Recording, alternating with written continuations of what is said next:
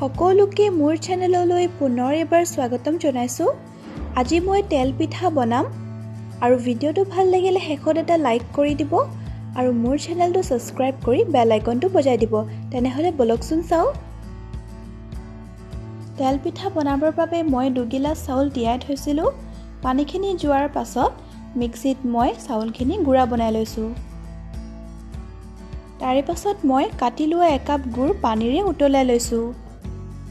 পিঠাৰ বেটাৰটো বনাবৰ বাবে মই এটা বাচনত দুবাটি চাউলৰ গুড়ি দি দিলো।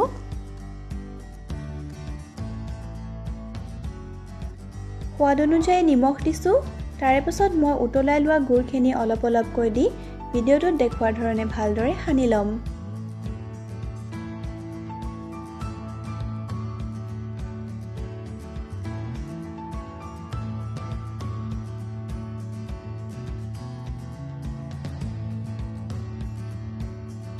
তাৰে পাছত মই বেটাৰখিনি ভালদৰে 10-15 মিনিটৰ বাবে সানি লম। যিমানেই ভালদৰে সানিব সিমানেই পিঠাটো সফট হ'ব।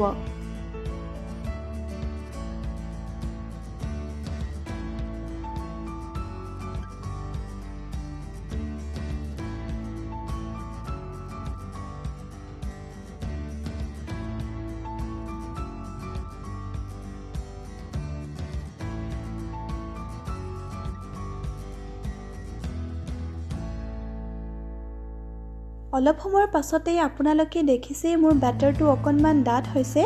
সেইবাবে মই অকনমান পানী মিহলাই ভালদৰে সানি লম।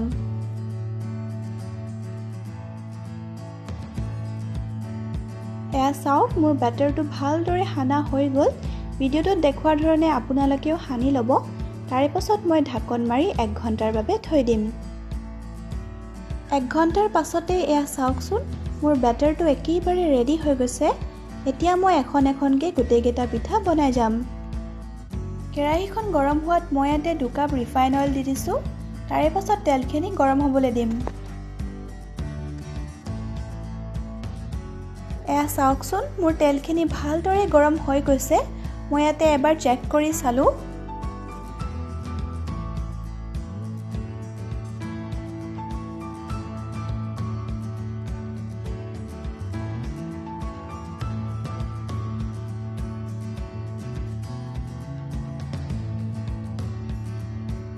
তাৰে পাছত মই গেছটো লো ফ্লেমত ৰাখি ভিডিওটো দেখুৱাৰ ধৰণে গোটেইকেইখন পিঠা এখন-এখনকৈ বনাই ল'ম।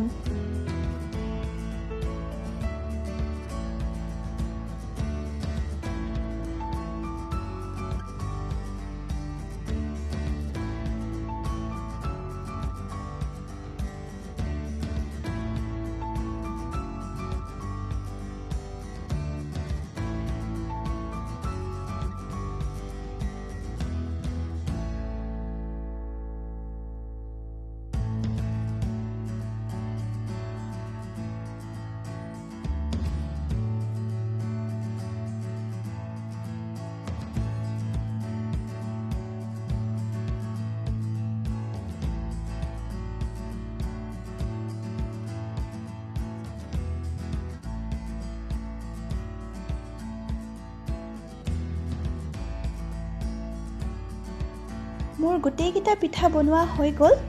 এই পিঠাটো ঠাণ্ডা হ'লে চাহৰ লগত খাবলৈ বিৰাটেই ভাল লাগে। আপোনালোকেও এবাৰ ঘৰতে বনাই খাই চাবচোন। আৰু আজিৰ এই ভিডিওটো যদি ভাল লাগিল তেনে